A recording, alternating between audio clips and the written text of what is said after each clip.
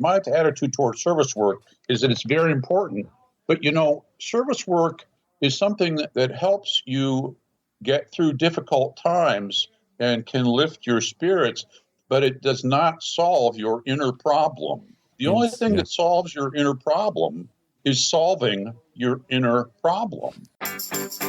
It's time for the Share Recovery Podcast, where we bring you amazing life-changing success stories from addicts and alcoholics all over the world who share their inspiring journey in recovery. And now, here's your host, O. Hey guys, welcome to another episode of TSP, the Share Podcast. And today we have Dr. Dean Robb joining us. This interview is so interesting. It's so cool. Dr. Robb has so many different insights on things that we deal with on a daily basis. And part of what he does is he's a recovery coach, primarily for those who have more time in recovery, a couple of years of work the steps and have a foundation for recovery, but seem to have lost their way. So there is some more work that needs to be done, and he's got a fantastic way of approaching these untapped inner issues. He teaches you how to get in touch with your truer self, your more authentic, congruent identity. In other words, finding your inner gold. It's a very, very cool interview. I think you guys are absolutely going to love it. But before we jump into Dr. Robb's story, let's jump into a little Share Podcast news. Well, I haven't gotten one of these in a while, but I got a voicemail recording recently from Paul. And, well, let's play his recording first, and then I'll give you guys my feedback. Hey there. I have a problem with Alcoholics Anonymous for various reasons. And for me, it stems from the fact that I'm a pot user, or I used to be a pot user, but I do consider myself a marijuana addict, and that I know it's sacrilegious to people who smoke pot. It's also something a lot of people who manage their alcoholism with, so they tend to take offense when I say that. And I've literally gone to meetings before where people are standoffish and defensive when you come there and you say something like you have a problem with marijuana. And in Alcoholics Anonymous, I've literally seen it and heard it from others where they're like, well, you don't kind of belong here. And I take issue with that because, if you have a problem with whatever drug, I want to help you get through it. I don't want to be snobby. It's being snobby. It's like, oh, our problem is alcohol, and alcohol is legal, and it's not lower on the spectrum of shameful drug using as this drug, but so it's that pretentious attitude in Alcoholics Anonymous, like alcoholism is something different, and you have to go find help elsewhere. Well, what if this helps me here, but I'm not allowed to mention it? Thanks for sending in that message, Paul. There's so many directions I can go with that comment and have my own commentary. So I'll try and make it brief. But there's a few things here. Number one, there's the AA snobbery. It's been mentioned to me before. I've had other recordings or other emails where listeners had talked about not feeling welcome in the rooms or women feeling like there was predatory behavior going on in the room, so they were uncomfortable. The reality is that any 12-step meeting should be a safe haven for anyone suffering from addiction. Now, someone after the meeting could say, hey, I know this great NA meeting that I used to go to or that some of my friends go to. The idea is to be loving when you're giving guidance and genuinely want to help. But I've been in AA long enough to see it, that the idea of discussing drugs in a room is offensive. And because I respect AA, when I'm in an AA room, I identify as an alcoholic. I don't identify as an addict. But as far as I'm concerned, alcohol is a drug. I'm addicted to it. So for all intents and purposes, I am an addict. The only difference between me and somebody who might be new to 12-step fellowship is that I will use the rhetoric, the vernacular that identify me as an alcoholic. And I may just reference the disease or my disease instead of saying, for example, marijuana. But that's because I've been in the fellowship for so many years that I understand how to properly identify myself. As a matter of fact, today at the AA meeting that I go to on Sundays, there happened to be only 4 of us. And one of the members was from the United States and is a sex addict. So as he's sharing, he talks about how he's clean and sober from drugs and alcohol for 6 months, but he's also clean and sober from his primary addiction, which is sex addiction. He goes to SA. And so he shared about how, he was by himself here in Costa Rica needing help and reaching out for a support group. And I wonder what would have happened to this kid if we would have said, hey, listen, you know what? I'm not sure you belong here. You might want to check out or try and find an SA meeting somewhere in San Jose, which I have no idea how to get to one of those. And so, of course, not only did the rest of us welcome him in, but we all shared our own experiences with sex addiction and made him feel at home and gave him a phone list and said, as long as you're in Costa Rica, here's my phone number. If you need to reach out, I am here for you. And of course, I plugged the Share podcast and said, hey, listen, you can be listening to these podcasts when you're on the road traveling through Costa Rica. You can join the Facebook group. And for many sex addicts, they don't join Facebook. Anything that has to do with online or internet is part of their sobriety, so they have to stay off of it. So as far as I am concerned, me personally, I don't care who you are or what you're addicted to. If you come into a 12-step meeting that I'm attending and you need help, I'm reaching out. And I personally believe that that is the purpose of every single 12-step fellowship. I don't think Bill W. would have turned anybody away. I would say this is where the Rule 62 applies. Don't take yourself so damn seriously. And I feel that there are so many old-timers that take themselves just too damn seriously and become self-righteous and judgmental at the drop of a dime. But the chances of them listening to this episode are slim and none.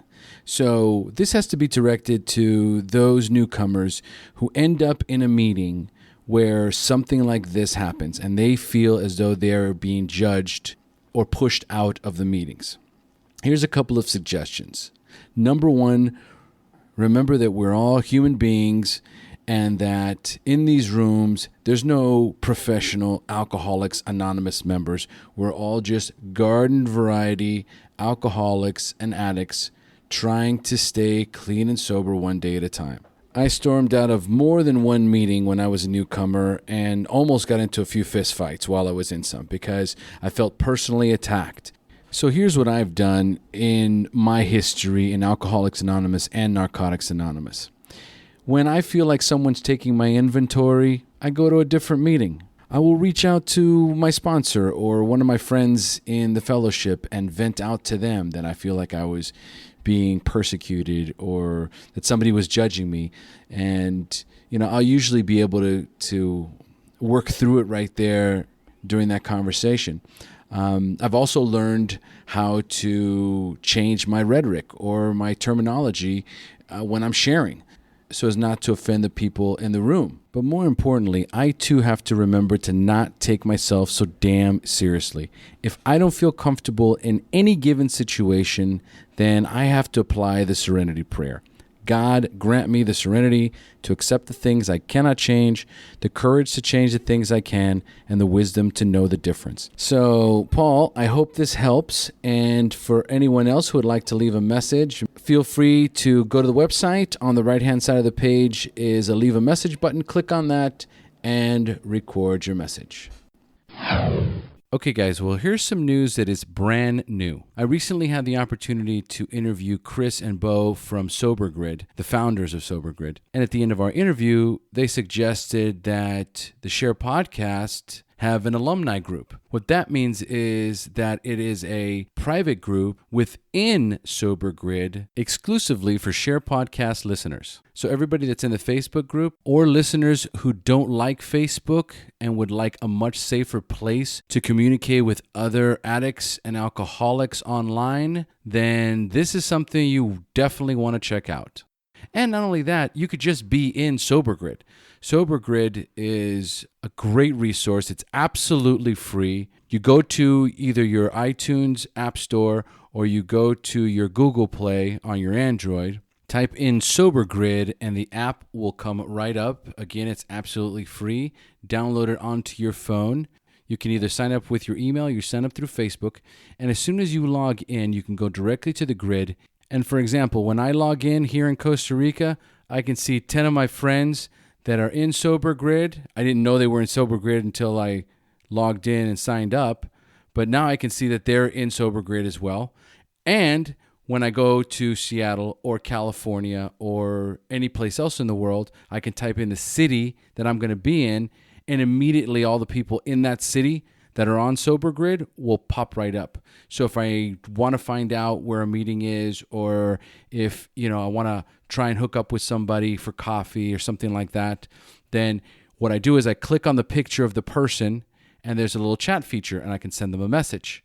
And if the person gets creepy, you can always block them out as well. So it's a really safe app, and more importantly, this is a way for anyone who is traveling to find and get to a meeting. So guys, do me a favor, please sign up to Sober Grid, add yourself to the Share Podcast alumni group. The way to sign up to the alumni group is to go to the 3 lines at the top left of the grid or of the app. It's going to take you to the menu section. In the menu section, you'll see the grid newsfeed, which is just like Facebook. Profile, so you can edit your profile in the picture, invite Facebook friends, and then a little further down you'll see where it says alumni group. Click on alumni group, type in SHAIR, the Share Podcast alumni group will pop right up. Just click on it, ask to join, and as soon as I get that notification, I'll approve you just like the Facebook private group. Let's see if we can get this thing thriving, especially for members who don't want to participate in Facebook, but do want a safe place to connect online. This looks like a great alternative. So download the app today and let's connect, guys. Okay, guys, and just another quick reminder. If you live somewhere near Seattle, I will be at the Seattle International Narcotics Anonymous Convention this year, July 29th, 30th, and 31st, 2016. It will be held at the Seattle Airport Marriott, and I will be the main speaker on Friday night opening up the convention. If you go to the Share Podcast website, on the right-hand side of the website, you'll see a banner. It's a blue banner that says SINAC 2016. Click on that banner. It'll send you to the page where you have information about room rates, about registering for the convention. Everything you need to know about attending the convention is right on that website. So again, I would love to meet you guys in person. If you can make it out there, would love to see you. And as always, a big thank you to all of our listeners who sent in their generous donations. The most recent donations were from Stanton, Wendy, Edward, Marla, Ty, Katie, Susie, Brian, and Lewis. Again, the entire amount of your donation goes towards maintaining and growing the show. If you would like to make a donation, just go to the website. On the right-hand side of the page, you'll see a big yellow button, and it says Donate via PayPal. Click on that button. It'll take you right to the donate page. And if you're going to buy something on Amazon anyway, then you might as well go to the Share Podcast, click on the banner that says Amazon, and then make your purchase after you've clicked on that banner. What that will do is anything you purchase on Amazon will kick back a little commission to the Share Podcast. It's not going to cost you a penny more, and it's going to absolutely help support and grow the show. And if you haven't done so yet, don't forget to leave us a 5-star rating and review on iTunes or Stitcher Radio. It's the best way to show your support, and it's the best way for us to rank higher on these search engines and help more people easily find the Share Podcast. And of course, the Share Podcast private accountability group. Again, it is growing like crazy. We're up to 841 members. And again, the beautiful thing about the private group is that it's a safe place for anyone dealing with an addiction problem to join up and ask for help. Questions like, where's the nearest meeting? Or, I'm thinking about relapsing. What should I do? I'm having using dreams. I'm substituting food for drugs. So these topics will get posted in the group, and the other members will jump right in and give their experience, strength, and hope. So if you haven't joined, it's a lot of fun. It's Facebook. It's free. Get in there, join in, do some service, get some help. It's a great way to support the show. To join the group, just go to the top of the Facebook search bar, type in SHAIR private group, and the Share Podcast Private Accountability Group will pop right up. So for more information about the Costa Rica Convention, the Seattle Convention, the Private Accountability Group, how to donate, or anything else share-related, just go to the website www.thesharepodcast.com or email me at o@thesharepodcast.com, and I'll get back to you ASAP. So let's jump into today's interview, but first, a quick message from our sponsor. Sober Nation is the largest online recovery community and treatment resource center. They provide treatment resources to those struggling with addiction, as well as to the family members who are caught in the crossfire. On top of that, Sober Nation is a huge community of good people who share their experience with each other. They have informative content, recovery and addiction news, as well as an entire clothing line which helps expand the culture of recovery. They can easily be found at www.sobernation.com. Sober Nation is putting recovery on the map.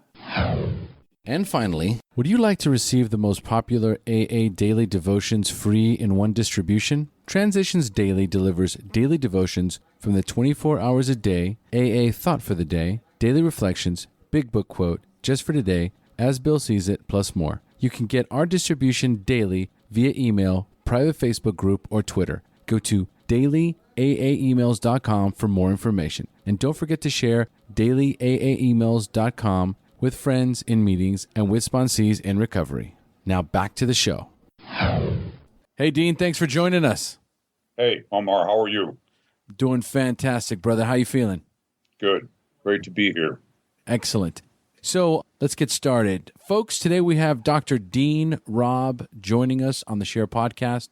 Dean is a recovery coach and the founder of Next Stage Recovery.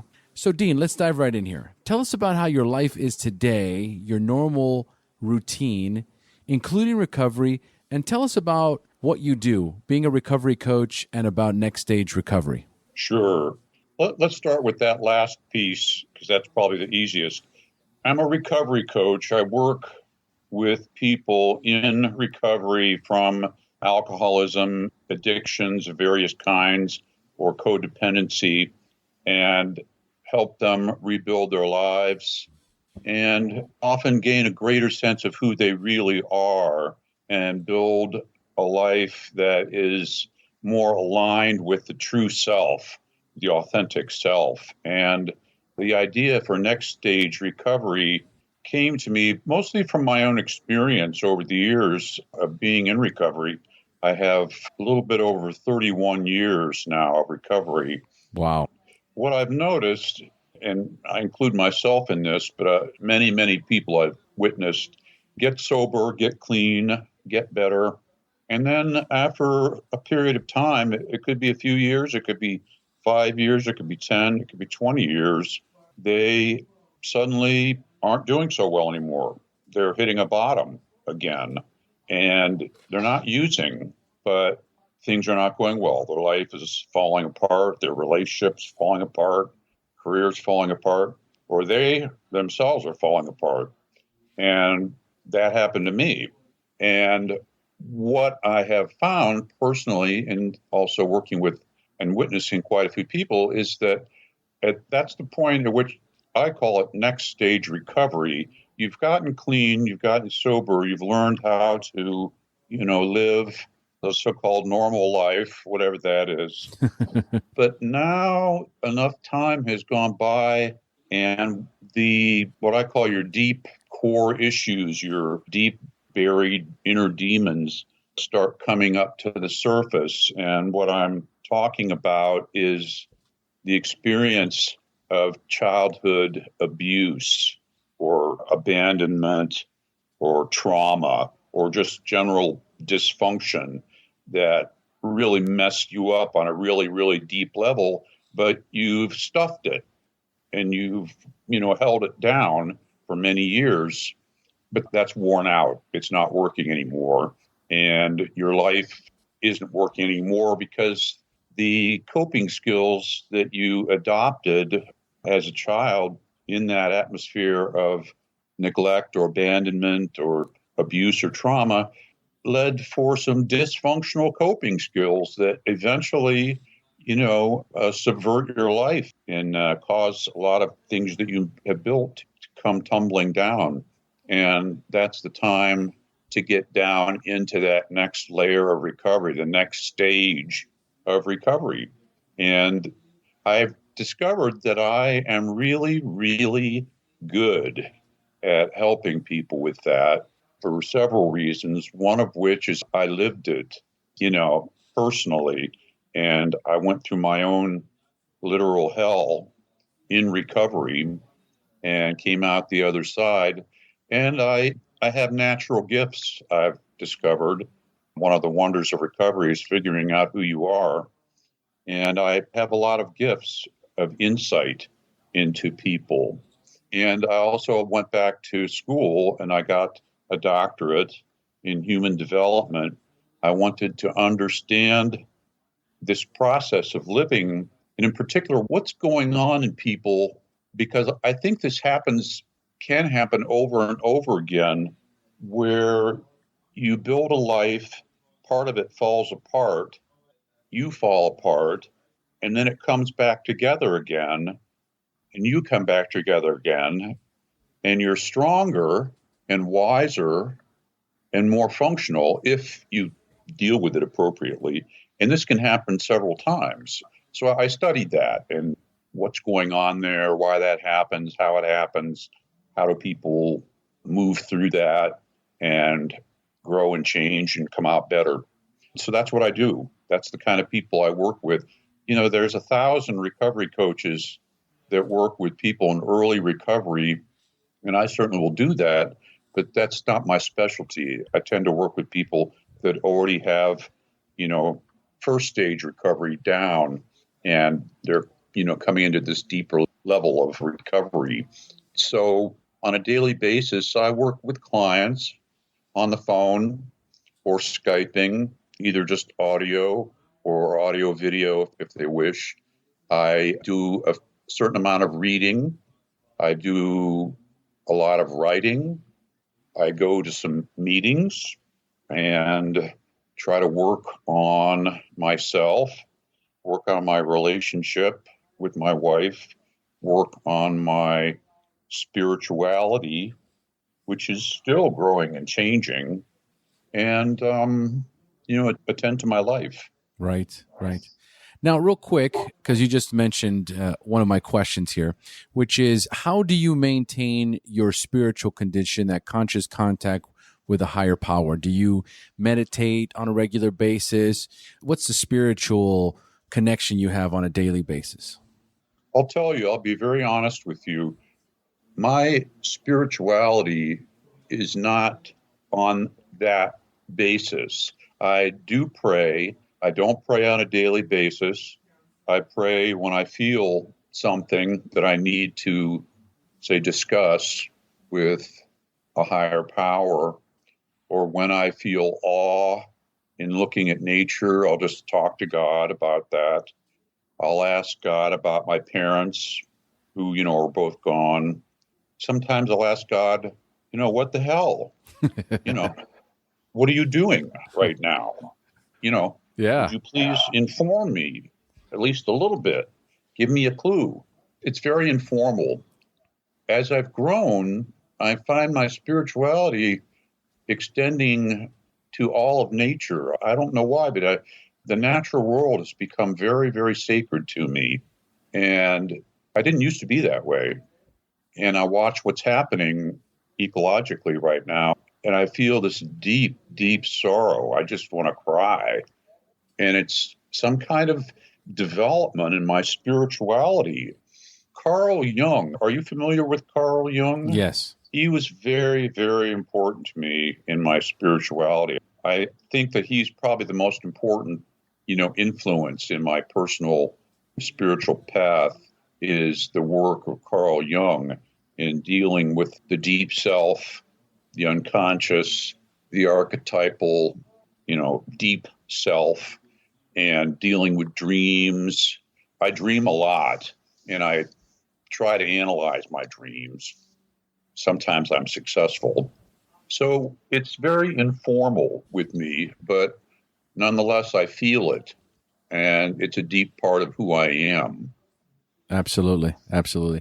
The reason why I asked this question is because it's unique and special for everyone that I interview. And there has been more than one interviewee who has expressed their connection with a higher power through nature, touching the ground, being out in nature, being able to be amazed and be wondered by what is out there. And in many cases, that's where they find their ability to meditate, to be quiet, to connect, and to allow the messages to come in. And so, it's all very, very personal. Everyone has their own spiritual practice. And it's the reason why I asked the question, because there's a lot of people that first come into the program. They hear that it's a spiritual, not religious type of program. And so what does that mean then? So what is my spirituality? How does that look? How is it going to look? And so without putting any sort of a definition on it, you get the opportunity to define that on your own. And as your time progresses, much like yourself, it has evolved to what it is today, correct? Absolutely. One thing I didn't mention, which probably I should, is how radically different it is today. I was brought up in, I'm not going to really go into names, but a very fundamentalist religion, very rigid, dogmatic, fundamentalist religion with a very punishing view of God. And it damaged me. It damaged me. I became an atheist in high school, basically in rebellion. And I was an atheist all the way up until I surrendered to my alcoholism. I had a spiritual experience that inaugurated my recovery, that broke through that atheism. It took me years and years in recovery to undo the damage that was done by that rigid, fundamentalist, dogmatic, punishing God that I grew up in. A lot of the Carl Jung stuff was extremely helpful to me in undoing that, and in fact, helping me to reinterpret the scriptures that I was taught in an entirely new way that did not have anything to do with the punishing, shame-based God concept that I grew up with. Yes. And as a matter of fact, so many of the other guests that I have interviewed, the exact same experience. I was raised in a Jehovah's Witness religion, very guilting, very punishing God. And I as well, I wouldn't say that I was atheist. I never went that far, but I turned my back on God. I believed that there was a God, but I said, well, you know what?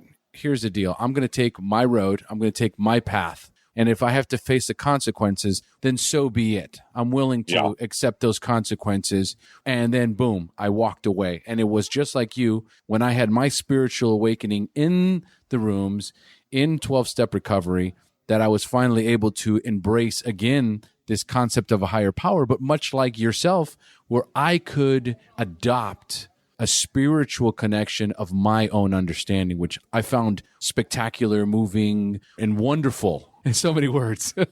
I would say the only reason that I broke through that old message that was really burned in my DNA, as a child, was the spiritual experience I had when I got clean and sober, was very similar to the one described by Bill W.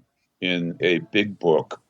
And the room that I was in did, in fact, fill with a golden light. And there was like a wind blowing on me, but it was a wind of spirit. And I could feel it. And I felt a feeling I've never felt before or since. And it was pure, absolute, unconditional incomprehensible love. I felt pure love and no judgment at all coming to me directly from God. And that overcame, that personal direct experience punctured that old junk. Yes, absolutely. The similarities are uncanny, and that wonderful feeling that you get, especially in early recovery, that they describe as a pink cloud for many of us, that pink cloud that you feel that it eventually dissipates and it'll come back in degrees or in spurts, depending on where you're at in your recovery or in benchmarks in your recovery and in your life. And that unmistakable feeling of love and acceptance with no judgment. It's why I'm still 13 years later so passionate, so welcoming of all spirituality in my life because of the belief system that I've adopted. 100% right there with you. Yes. So, man, we could go on for hours on this one, but we got to get into your story. So listen, tell us first, because it's been a long time. You got over 31 years. What is your clean date and what is your actual anniversary date and how many years do you have? I got clean and sober on December 10th, 1984. Wow. And I've been clean since then. That is absolutely powerful. Now, do you remember how old you were the first time you drank or used drugs? Oh, yeah. I remember it like it was yesterday. I was in my senior year of high school. I was 16, I believe. There's a possibility. I'm not really good with math. It's a possibility. I may have been 15 because I started school younger than most kids.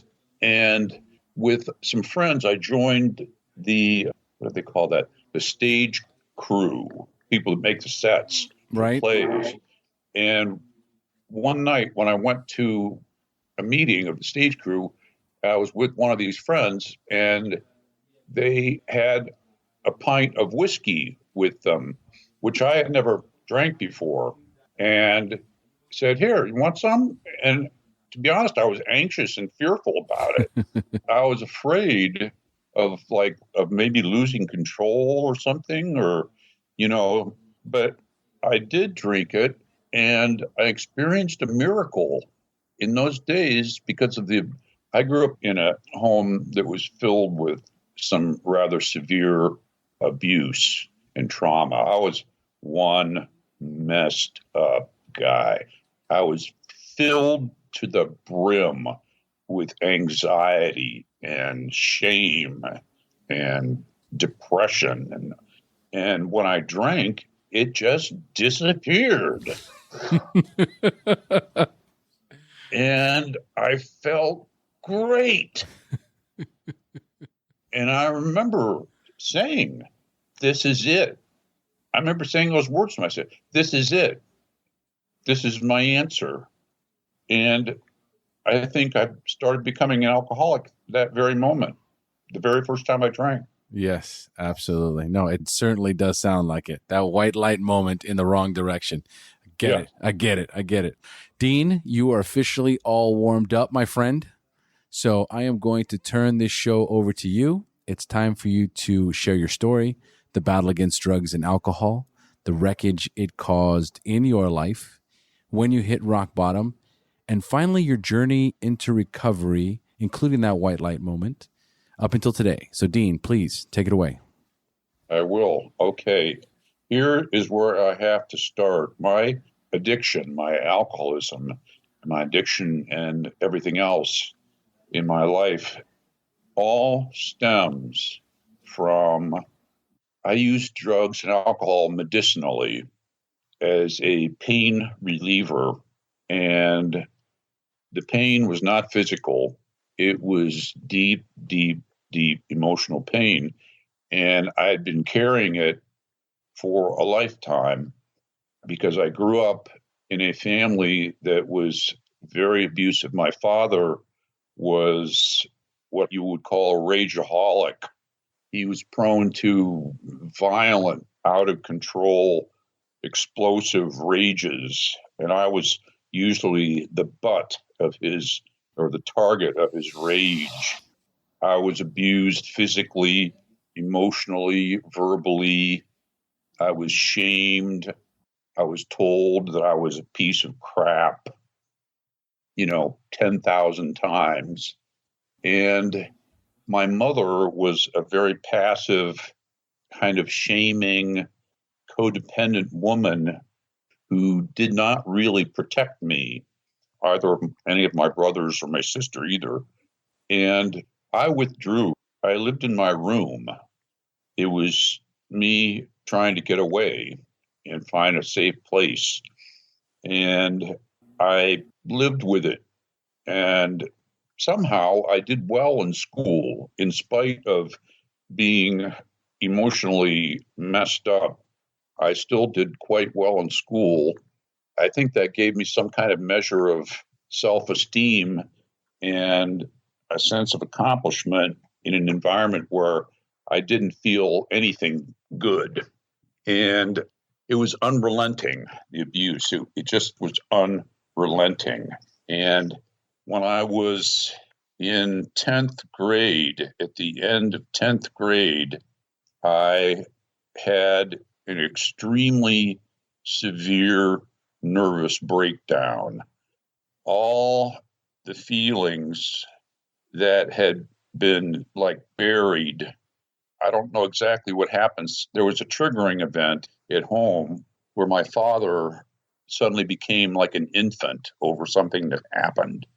And it ripped the lid off, and I became flooded with the most overwhelming feelings of despair and emptiness and meaninglessness and horror. And the feelings, they're indescribable. They were as intense as if I were being burned alive. Wow. And I became almost catatonic. I became unable to function. And I became like a recluse and a vegetable. And I couldn't function. And I wanted to kill myself every single day. And I dropped out of school because I couldn't leave the house. Right. And I was on the edge of becoming institutionalized because no one could help me, it seemed. They didn't know what to do with me. I was on the edge of becoming like committed. And one of my aunts and uncles that lived in another state, I think this was the hand of God, reached out and asked my parents if they would take me in and let me live with them. Wow. And I did. I went and lived with them. I moved from Ohio to Delaware. And you know what? Almost instantly, I started to get better. Yeah. And the reason is because my aunt and uncle were not dysfunctional. Mm. They were loving and caring, and there was never violence, never any yelling and screaming and nothing. And it was calm and orderly, and my uncle respected me. He was an amazing man. He really was. And he saved my life. Him and my uncle Flip, that was his nickname from the service, and my Aunt Joanne, they saved my life. And I got better. I started coming out of that and becoming semi-normal again. But that's also when I got introduced to alcohol. Like I said, and I joined the stage crew and I started drinking.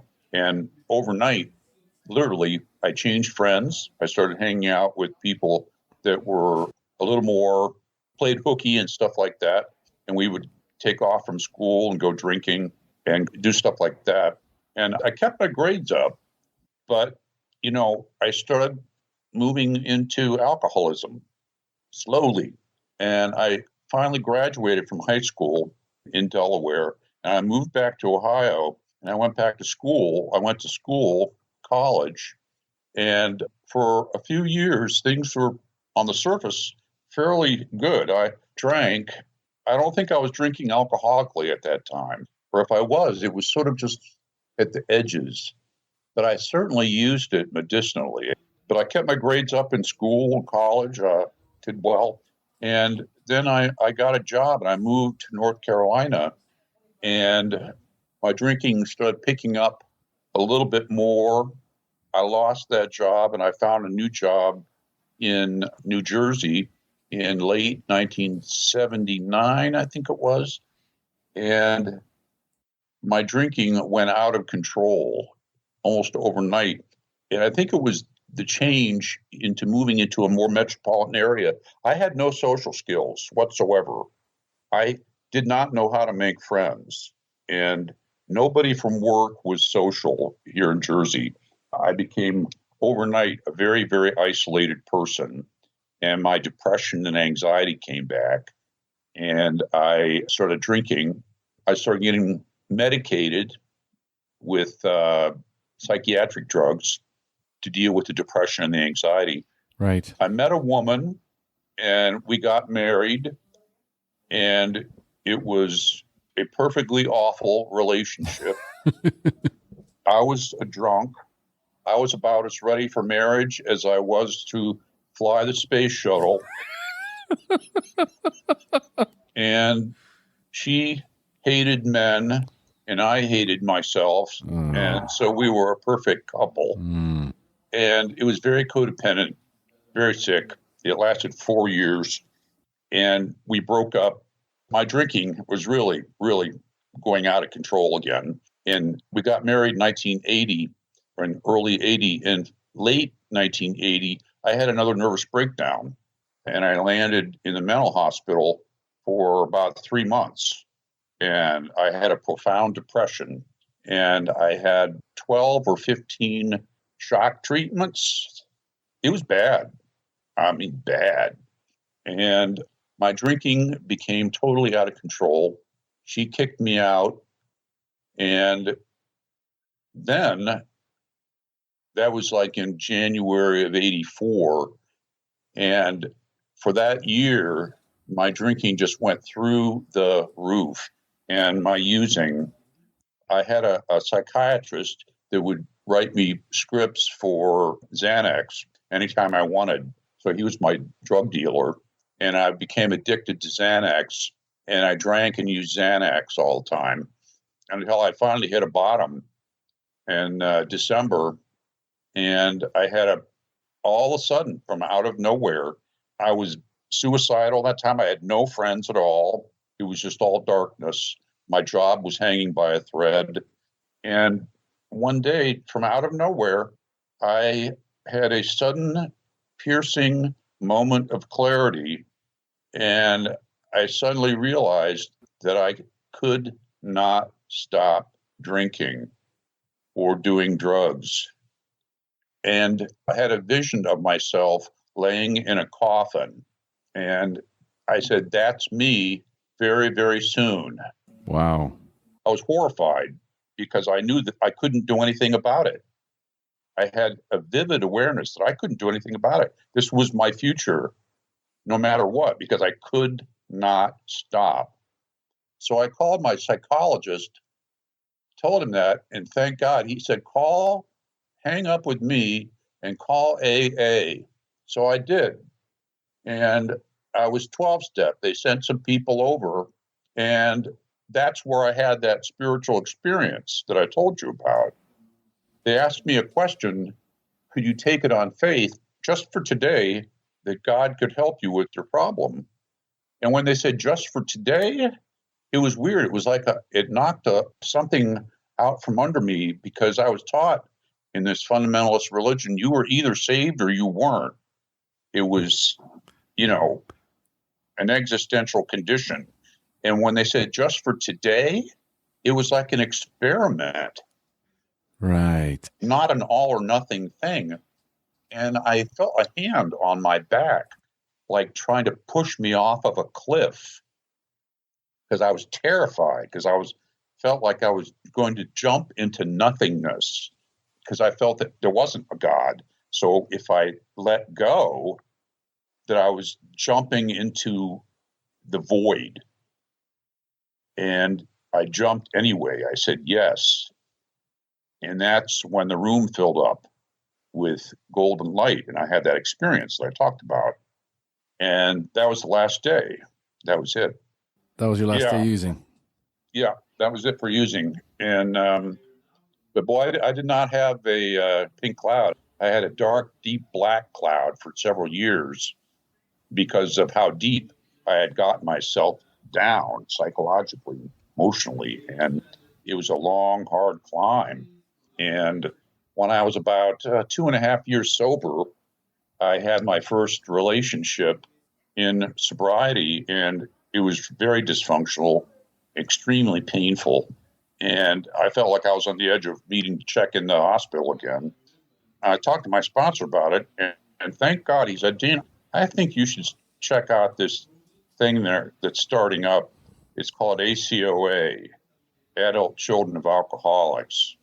I think you should check that out. And so I did.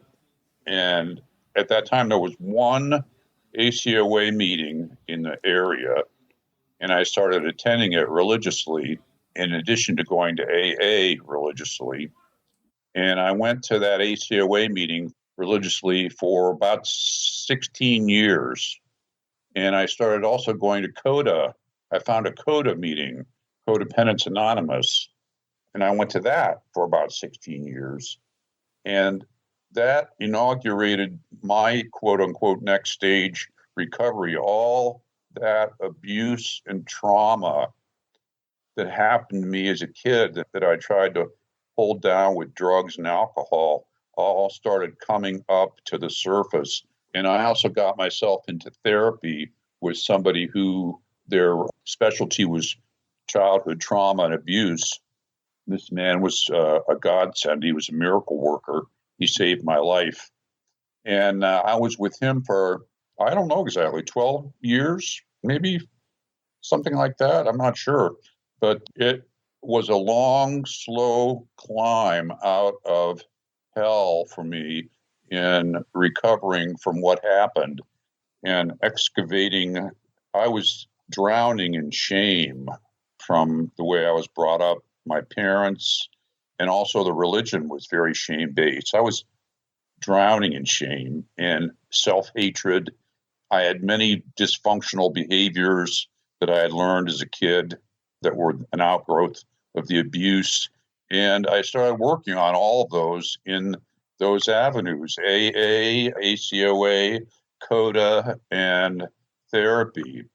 And I also started recovering my spirituality. I started realizing that my early experiences were blocking my ability to relate to a higher power because of this, shame-based paradigm that you are a piece of crap and, your only hope is if you surrender to this religion. And I had to do a lot of work to turn that stuff around. I actually did research, like academic style research into the early days of the Christian church, like the first 100 years. And I realized that it was way, way, way more diverse at that time than I was taught. And the dogma piece didn't really get established until almost 400 years had passed. I was taught that it was straight out of, his mouth, and it wasn't. It was constructed in the 400s at the Council of Nicaea. So I sort of, what I thought was this monolithic structure started to crumble, and then I discovered Carl Jung and his depth psychology and depth spirituality, and that spoke to me very, very deeply. It inaugurated me, decided to go back to school and get my doctorate. All the stuff folded in different ways and spurred me in all of these changes that have happened over the years. A good part of the time up until I went back to school, I was working in corporate America because I really had no clue who I was. It took a long time in recovery to figure that out. And it was paying the bills, but I hated it. And, it was soul killing for me. And I worked as a consultant for a while. That paid pretty well. And I had a few years where I got to travel the world. That was fun. But I also realized that the stuff I was doing didn't suit me either because it was very mechanistic. And I'm not mechanistic. I'm humanistic and spiritual. So that was part of another layer of my recovery, where I realized I had to make yet another change. I couldn't do the corporate thing anymore. It wore out and, almost killed me in sobriety. So I went back to school, got my PhD, got some coaching training, started putting my own thing together. And, now I'm doing my own thing with next stage recovery. And everything that's happened to me that I've mentioned is part of what I have to give. And there's nothing more powerful than experience, except for insight. And I have both. Yeah, you can have experience, but if you don't have insight into it, it doesn't get you anything. So that brings me to today, and in a condensed form. And I'm not sure if I've left anything big out. If you have any questions, you can feel free to ask me. Yeah, no, I got a bunch. Dean, first of all, what an amazing and powerful story you have. It just, it certainly did blow my mind there, just listening to what you were talking about. And the growing up in such a dysfunctional home, I've always characterized my upbringing as dysfunctional, and there's degrees of dysfunction. There was no congruency between my parents, always fighting. It did always kind of feel like we had to pick sides. So as we got older, my sisters and I, we got married. It didn't work out. We got divorced. And fortunately for us, we realized that it was us that was the problem, and that we had to find out what was wrong with us first.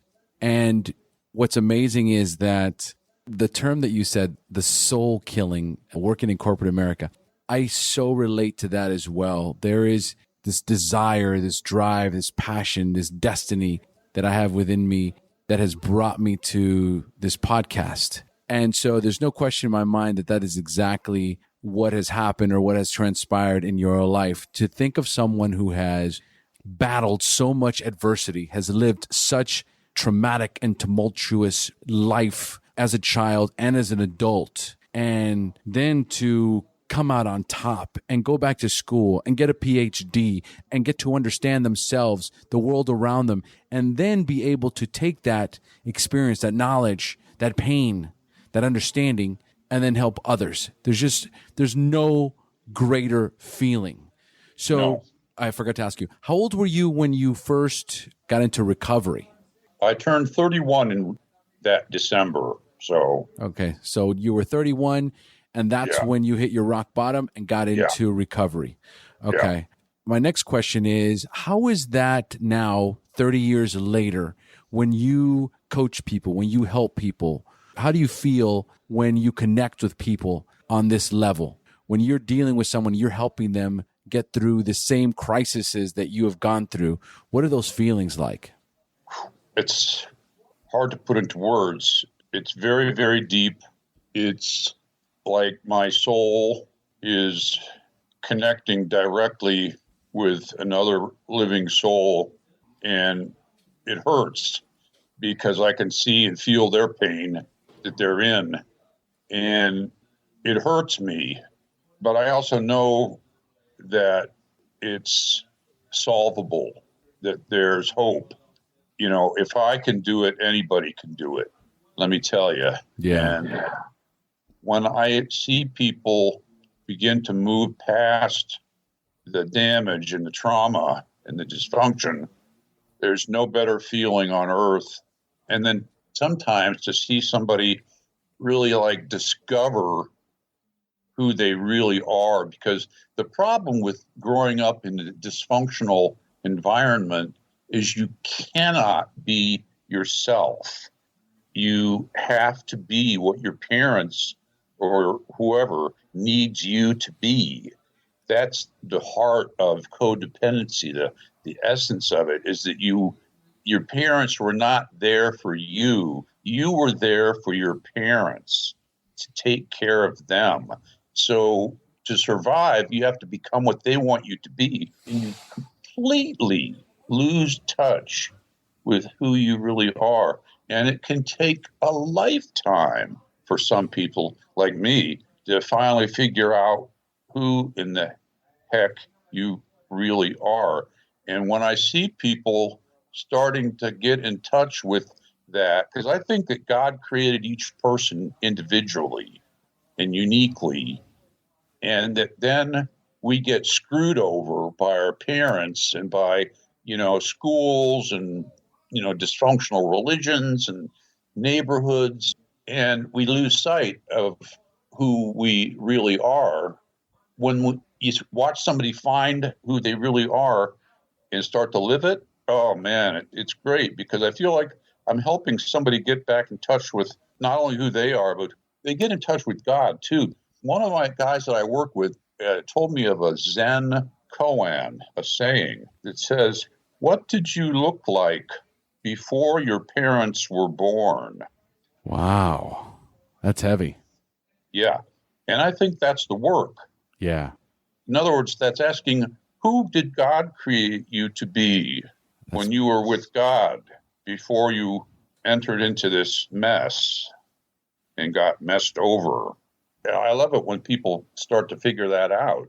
There's a fellow I worked with that was in corporate America, and in his late 30s gave it up and moved to New York, and he's an actor. And, it's rough, but he's happy because he discovered he's an actor. That's who he really is. That is so beautiful, so moving. I was having a conversation with my wife because she comes from a similarly dysfunctional family. And so what she had brought up to me one time was that she had read somewhere that there was a study done on individuals that once their parents died, one of the things that came up was that they discovered that they could finally give themselves permission to be who they wanted to be after they were gone. Yes. And when she said that to me, I was like, man, I totally get that. Like, I totally understand that. And now with what you've just said is another beautiful gold nugget here, which is the whole idea of the fact that when you're in a dysfunctional family, you're never allowed to be who you want to be, ever. Ever. The choice is never yours. Nothing. Not what you eat, not what you wear, not where you go, not what you do. Nothing. Nothing is your choice, and you are there for them. You are there for them. That's evil. Yes. And do you find that today, in this society, in this generation, in how people are evolving, that this is transcending into their children? Because I feel as though that I came from a generation that came from an extremely dysfunctional generation. And, at my age, in my 40s, I find that I have walked away from my parents' religion, walked away from their dysfunction, walked away from their guilting and shaming and all that, found recovery, worked the steps, changed my persona, became who I am today, and now I'm passing this on to my daughter. Do you find that that's more prevalent today, or is it just as dramatic or as tragic as it was, 20, 30 years ago? I don't know the answer to that. I can hope that the recovery movement has had some impact. One thing that troubles me is, our society right now, for some reason, it seems like children are programmed from the moment they're squirted out of the womb to go to Harvard. And that's your life goal, is to get into Harvard or Yale or Princeton or, MIT and become a major success. And everything the competitiveness that is instilled in children and the drive to succeed, I think it's devastating. I couldn't agree with you more. I have never been an advocate of structured formal education, simply because I think that by the time a child gets into many of these courses, the teacher, what they've learned is completely outdated and still very much within a box. It's way too structured. And kids are programmed now to be in a box. That's what bothers me so much. Yeah, I agree. I taught for a while. I didn't mention that. I also worked as a professor for a little while, and I worked with mainly older people going back to school, but I also then got to work for a while with some of these young people that are like 18, 19, 20. I'll tell you, I was troubled.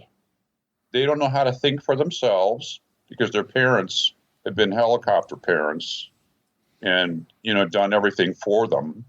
They don't know how to do anything for themselves because their parents did everything for them because they wanted them to be competitive, and God forbid they should not be able to do something. So I'll do it for you, including your homework. And you end up with a bunch of kids that they're still children. Yes. They're 20 and they're still little children. I will concur. I do see a lot of that. I have had the opportunity to see that the generation that is in the same category as my daughter. I was raised in a family where there was no coddling. There was no doing it for me. That's for sure. Okay. My dad wasn't doing my homework for me. That is for sure. Right. Yeah. And if you want a pair of Nikes, go get a job, make some money, go get your own shoes. Okay. You can eat here, but that's about it. Here's your bed. Here's some food. Go out there and grind it out. I do appreciate that. My work ethic from my father and what I got, watching my dad raise a family of 5 on one salary taught me how to grind it out, taught me how to, be responsible. And that I got, right? How to be a good husband and a father. None of that, that I learned in recovery. So, well, let's start winding this down, Dean, because I want to ask you a few questions just because there's so much value in this interview and there's so much people can take away. But I think in a lot of cases, my listeners are newer to the fellowship and I don't know if they're going to entirely get everything. So let's kind of try and bring it or serve it to them in a little more palatable form. Let's talk first about the newcomers, and then let's talk about the next stage people, guys that have got a little bit more recovery. If someone is coming in for the first time into recovery, what are some key points or some key suggestions that you would give someone that's very new to recovery? Immerse yourself. Complete immersion. Don't put one toe in the pool. Jump in. Start going to meetings, lots of them, share, get a sponsor and actually use that sponsor. Start getting into the steps if you can when you're ready. I could barely read when I came in, so it took me a little while. I was so messed up from the drugs. I could barely comprehend a sentence. So that's what I mean when you're ready. Join a group, get involved in that group. You're looking at making a wholesale change in your life, so you might as well just do it. Don't half-ass it. Do it. Yeah, that's perfect. That's absolutely perfect. So now that is a lot of what the suggestions that is given by many of the people that I interview, because I always ask that question, what would you recommend to a newcomer? So now let's discuss someone who has got somewhere in the neighborhood of 2 to 5 years. They've worked the steps. They've worked the program in their lives. Their lives have gotten better. And they find that it's become redundant, boring. They've lost their connection with the program. And so they are starting to miss meetings. They're starting to, become, disillusioned with the idea that maybe somehow, some way they're not an addict or an alcoholic. What would you tell someone in that predicament? Whoa. Well, there's several things in there. One is just becoming sort of I don't know what the word is, disillusioned, or, it's lost its luster. Yes. And some of that just has to be born. And nothing's pretty forever. Everything loses its luster. It will change again. You got to stay true to what will get you better, and don't abandon what is getting you better. But by the same token, you got to go inward and say, what is missing? Something is missing. Meetings by themselves are no longer enough. Maybe what's happening, what you described, is this sort of early inklings of a life crisis that, if you don't take care of it, can lead to a life crisis. So I say stay true to your recovery, even though it's no longer la-di-da, love and fun all the time. But you have to turn inward and find out what is missing, because it sounds like you've got a hole in the soul. And that is one of the core reasons, in my opinion, why people use. And that hole can come up in recovery, and you have to go in it and find out, what is it? Is it your spirituality that's lacking? Or maybe you're hung up on a religion that no longer works for you, but you're afraid to admit it. Maybe you need to think about a new career. Maybe you need new friends. Maybe your life is just freaking boring and you're not doing anything interesting. You have to ask, what the hell is going on right now? Why am I feeling this way? And, find out what is wrong and deal with it, because it isn't going away. I'll tell you that much. Sticking your head in the sand is not going to help. Going back to drinking won't help. It will plunge you right back into hell, or your addiction. You're just having the little bit of a dark night of the soul, which is something that's recognized among all people who follow a spiritual path, and it indicates something needing to be done at a deeper level that you're not dealing with. And I can't say what it is because I don't know who you are. It's Right. different for each person. But here's one of the things that when I get this, when I see that happening to others, when I see that shift happen, and someone asks me, how do you stay so positive all the time? And how do you stay so involved in your recovery? Because I'm one of those people who, after 12, 13 years, still is very passionate about recovery. I still am very active in my group, go to meetings, sponsor, do service work. And so what I've noticed of the people that are thriving in their lives in recovery, once they've changed their life, worked the steps, and come to the other side, is that they're still very much involved in helping others and doing service, which allows them to get out of themselves for that moment and help someone else. And I don't know how to explain why that helps me or why that works. I have really no understanding of where that comes from, but I know that the more time I spend being of service, that hole that you talk about, it starts to fill up. It starts to fill up in a way that I can't, even if I'm going to the gym or found a new hobby or am married to, the best person, we have a great relationship, that there's a self-centeredness that ensues when we're not actively helping others. Do you find that you see a pattern in that with the people that you coach? To some degree, sure. Yeah, absolutely. Helping others is an important factor that I did not mention, and I think it's very important. But this is going to sound odd to you. I'll bet $100 on this.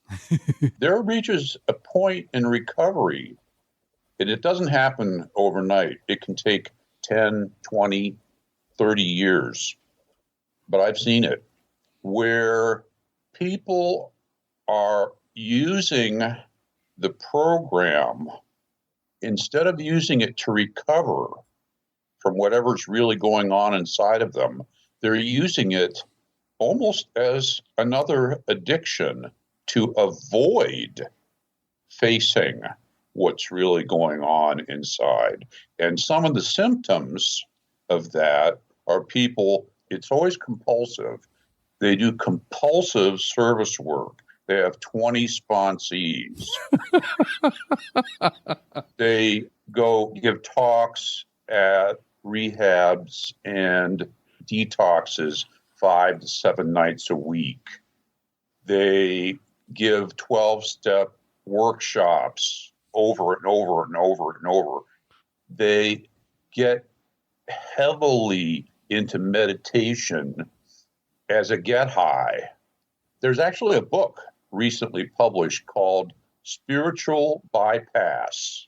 It's a very interesting book, and it talks about how people can use their spirituality in a dysfunctional way that helps them paper over the deep feelings and problems that are lurking inside that they don't want to look at. They use it, meditation and things, as a way of feeling good temporarily. But the problem is you got to keep doing it, just like an addiction, because it wears out quick. So if you find yourself doing compulsive service work or compulsive meditation or things like that, my friend, you're not in recovery. You're running from recovery. Wow, man, that is spectacular. I have been in recovery for 12 years. I'm going to celebrate 13 years in May, and it's the first time that I've heard this, right? And I've seen it. I've actually seen it, but been unable to put it into words. It's absolutely true. You're running away. You're using this as a way of not, and we're talking about people who are not married, who don't have kids, who have, like you say, 20 sponsees, tons of service commitments, yep, and no social skills. No life. No life. Wow, that is, gosh, without naming any names, I can think of quite a few right off the top of my head. And I've always said, man, I don't want any of what they've got. Well, it's a very unpopular thing to talk about because Correct. Yeah. From a distance, that stuff looks really good. Those people look like they really got it going on. So of course, when you question it, you can be attacked. But I don't really care. Attack me all you want. My question is keep looking. Look harder at that person. No question about it. And for the people that are listening, they've come across this. They have met people in the rooms, and they're not quite sure why they're turned off by them, but it's pushed people right out of the rooms. Oh, sure. Yeah. It's a toxic personality that is not altruistic. They don't even realize it. They think that they're the most giving, selfless person. Yep. But they're just, feeding off your energy to try and, fill that emptiness that they haven't been able to fill, not even with recovery. Yeah. So my attitude towards service work is that it's very important. But, service work is something that helps you get through difficult times and can lift your spirits, but it does not solve your inner problem. The only thing that solves your inner problem is solving your inner problem. Oh, man, this just got really deep. 7 years ago, I was diagnosed with cancer. Now, one of the things I could have done was just start compulsively doing service work so I didn't have to think about the fact that I had cancer. That would probably work for a while. The problem is I still had cancer. Yeah. Service work didn't fix the cancer. The only thing that fixed the cancer was going in and doing what was necessary. If you're compulsively doing stuff as a get high, recovery stuff as a get high, that's keyword compulsively, then you're not recovering. You're running from recovery. Wow, man, that is just beautifully, beautifully put. I found the book here. I think, is this the one you're referring to? Spiritual Bypassing by Robert Augustus Masters? I believe so. Yeah. Okay, that's it. Are there any other books that you would recommend to our listeners? For next stage type stuff, I would recommend buying, you can get it online, the ACA, what's called the Red Book. It's like their version of the AA Big Book. It's called the ACA Red Book. And all you have to do is Google that, and you will find somewhere that you can buy it. And, it's a hardback book, and it's one of the best books I've ever read for dealing with this stuff. Another one that I think is very important, and it was written a long time ago, but it's absolutely still one of the best, most pointed, most illuminating books, is The Drama of the Gifted Child, written by Alice Miller, I believe. And it talks about how children get damaged and traumatized. And it illuminates all kinds of subtle nuances that you were totally blind to prior to that. It is absolutely mind-blowing. When you read it, suddenly you start understanding everything that happened to you and what it did to you as a child. So I would say those two books were very, very important to me. Beautiful. Folks, I'm going to have this listed on the show notes, so be sure to go to the website, click on those. And more importantly, Dr. Robb, do you coach people online? Yes. Okay, so you can do it physically, you do it online. Tell our listeners the best way that they could reach you if they'd like to, ask you to coach them. Sure. You can call me. I'll give you my phone number. It's 908-757-4721. 908-757-4721. Or you can email me at Dr. Robb, DRROBB, at nextstagerecovery.com. Beautiful. Folks, I'm going to have the website, the email, the phone number. This is also a first. Nobody gives their phone number. So thank you for giving us your phone number over the airways. All right. So, folks, be sure to check out the show notes. If you want to get a hold of Dr. Robb, we have now reached the end of our show. Thank you so much for joining us, Dean. It was my pleasure. Thank you. I feel enlightened, brother. I appreciate that. No, I'm serious, man. I was blown away by a lot of it. So again, yes. No, and I know our listeners are going to get a lot out of this, a lot of value in here. All right. So we have now reached the end of our show. Thanks for joining us. And as we say here in Costa Rica, pura vida. Pura vida. Thank you for joining us on the Share Recovery Podcast. To check out the show notes page on this interview or to thank our guests for sharing their story, go to www.thesharepodcast.com. While you're on the website, don't forget to sign up for our free newsletter to stay up to date on the latest news, podcasts, and interviews. Want to be one of our guests and share your story? Then go to our website and click on the Share Your Story button. We share our inspiring recovery stories every Tuesday, so subscribe to our show on iTunes or Stitcher Radio to get your free weekly download. We'll see you then.